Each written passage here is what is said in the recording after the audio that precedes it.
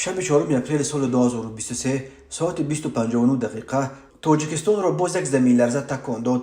بنا به اطلاع شدت زمین لرزه در مرکزش 26 کیلومتری شرق مرکز نویه مرغاب ولایت مختار کوهستان بدخشان واقع در مرز تاجیکستان با چین طبق جدول ریختر 4.6 بال را تشکیل داده.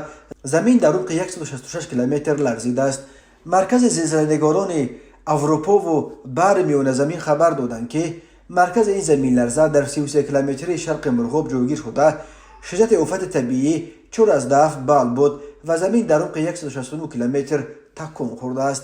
درباره کدام تلفات و خسارات بر اثر این آفت طبیعی گزارش به دست نرسیده است.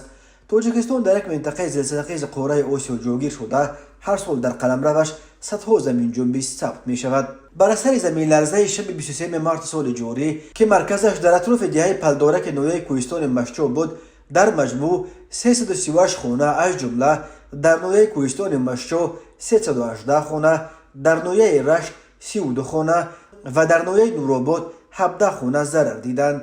کمیشه به خلاصه آمد که این خانه های ضرر دیده سالهای 70 و 80 عصر گذشته ساخته شدند و هنگام بنیاد آنها قاعده ها و معیارهای ساختمانی و معماری کاملا رعایت نشده است.